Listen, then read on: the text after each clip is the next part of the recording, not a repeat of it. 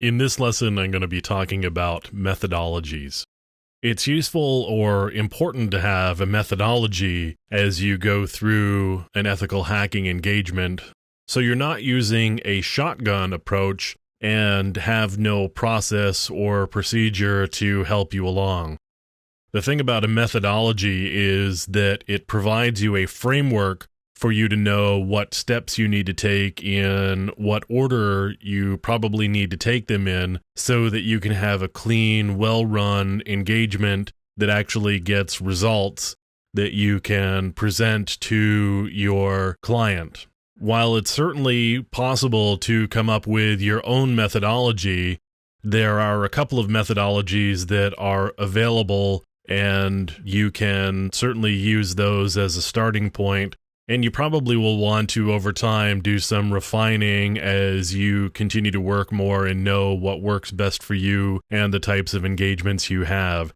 These open source methodologies have an advantage of being available and put together by people who've put a lot of thought and have a lot of experience, but they're also very generic and not targeted to maybe the types of engagements that you expect to be working on.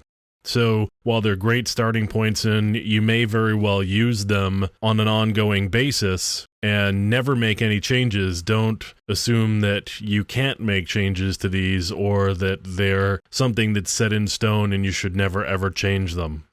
The Institute for Security and Open Methodologies has this thing called the OSSTMM, which is the Open Source Security Testing Methodology Manual. You can find it online. You can see here I've got a PDF open of it.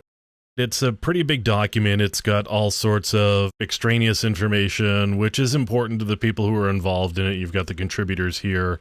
And it takes several pages before we get down into the actual meat of the document, but let's take a quick skim through the table of contents. Section A is information security, and they talk about doing a competitive intelligence review and a privacy review and just document grinding. And document grinding is getting architecture documents and policies and procedures and any sort of documentation that you can get from your client or your target, and just digging through it to see what you can find and what you can learn.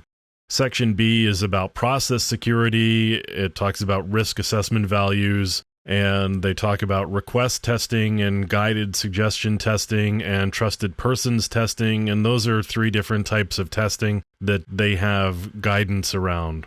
Section C is all about internet technology security. Again, they talk about risk assessment values, and the modules for this particular section include logistics and controls, network surveying, competitive intelligence review, privacy review, the document grinding, vulnerability research and verification, internet application testing, which would be probably web applications, although it may include just network-facing applications, routing, trusted systems testing, access control testing, intrusion detection system testing, containment measures testing, password cracking, denial of service, security policy review. Then we get into communication security, where we're dealing with PBX testing and voicemail testing, and possibly a fax review, as well as looking at modems.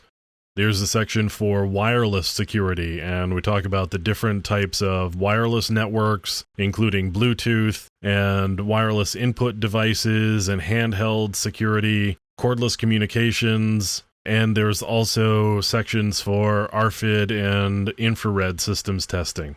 So as you can see, there's a pretty detailed and comprehensive amount of information in this particular methodology document. They take a lot of things into consideration. There's also physical security, which is something that is definitely worthwhile to look at, although it may or may not be something that you would get into as an ethical hacker. Physical security is really important. It involves not only the perimeter with respect to things like fencing and guardhouses and those sorts of physical security measures, but there's monitoring, and there's also inside. This would fall under the environment review.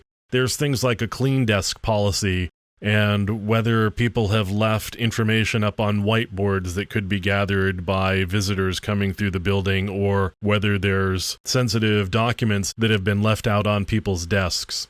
There's also some templates here for reporting. There's some social engineering templates here, which are useful if you start getting into social engineering aspects. I wouldn't necessarily expect that you would be following this entire methodology on every engagement that you were involved with, but this is definitely a good set of information, certainly as a starting point for you to follow as you are starting to work into doing ethical hacking.